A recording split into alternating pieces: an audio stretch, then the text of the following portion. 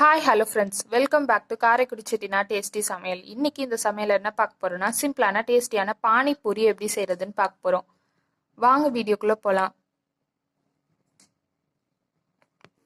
பானிபூரி ரசத்துக்கு என்னென்ன தேவைன்னு பார்க்கலாம் வாங்க. ஒரு கைப்பிடி அளவு கொத்தமல்லி, ஒரு கைப்பிடி புதினா, அரை ஸ்பூன் தனி மிளகாத்தூள், 1/4 ஸ்பூன் ஜீரகத்தூள், 1/4 ஸ்பூன் சாட் மசாலா, ஒரு பச்சை மிளகா, ஒரு நெல்லிக்காய் சைஸ் புளி, ஒரு துண்டு இஞ்சி. இது எல்லாத்தையும் மிக்சியில் மாற்றியாச்சு. இதோட தேவையான அளவு உப்பு சேர்த்துக்கோங்க.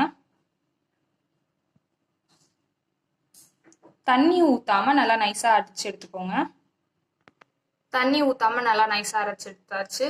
இதோட 1/4 டம்ளர் தண்ணி சேர்த்து இன்னும் கொஞ்சம் அடிச்சுக்கோங்க.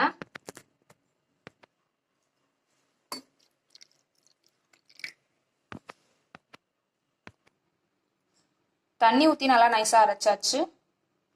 இப்போ இதை ஒரு பவுலில் மாற்றிக்கோங்க. ஒரு பவுலில் மாற்றியாச்சு. தேவையான அளவு தண்ணி ஊற்றிக்கோங்க, ரசத்துக்கு ஏற்ற மாதிரி. உரைப்பு உப்பு புளிப்புக்கு ஏற்ற மாதிரி தண்ணி சேர்த்துக்கோங்க. நான் ஒரு 3 டம்ளர் தண்ணி சேர்த்துருக்கோம். 4 உருளைக்கிழங்க வேக வச்சு மசிச்சு வச்சுருக்கோம். இதில் 1/4 டீஸ்பூன் தனி மிளகாய் தூள் சேர்த்துக்கோங்க. 1/4 டீஸ்பூன் மல்லித்தூள் சேர்த்துக்கோங்க.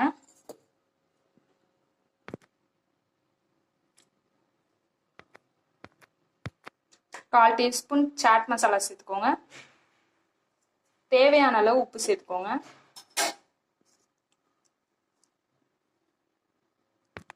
ஒரு வெங்காயத்தை சின்ன சின்னதாக கட் பண்ணி வச்சுருக்கோம், அதையும் சேர்த்துக்கோங்க.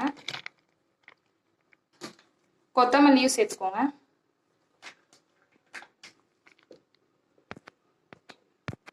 இது எல்லாத்தையும் நல்லா மிக்ஸ் பண்ணிக்கோங்க.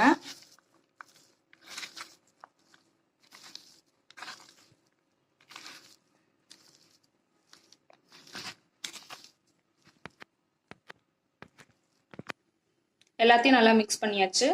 உருளைக்கிழங்கு மசாலா ரெடி. கடையில் வாங்கின பூரி எடுத்து வச்சுருக்கோம். இது எல்லா கடையிலையும் கிடைக்கும்.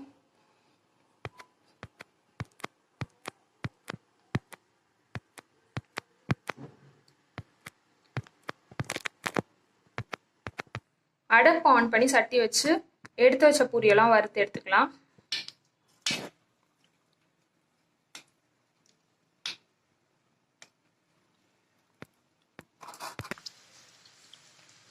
இந்த மாதிரி பொரிச்சு எடுத்துக்கலாம். பூரியெல்லாம் பொரிச்சு எடுத்தாச்சு.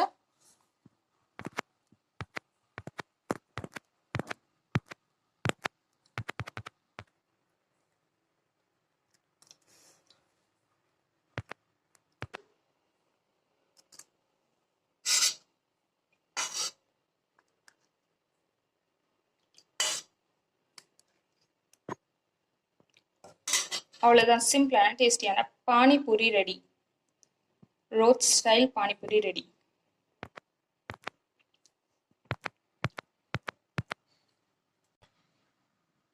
இந்த வீடியோ உங்களுக்கு பிடிச்சிருந்துச்சுன்னா லைக் பண்ணுங்க, ஷேர் பண்ணுங்க, கமெண்ட் பண்ணுங்க, அண்ட் மறக்காம சப்ஸ்கிரைப் பண்ணுங்க. பக்கத்தில் இருக்க பெல் ஐக்கானையும் கிளிக் பண்ணுங்க. அப்பதான் நாங்கள் போகிற வீடியோ உங்களுக்கு உடனே நோட்டிஃபிகேஷனாக வரும்.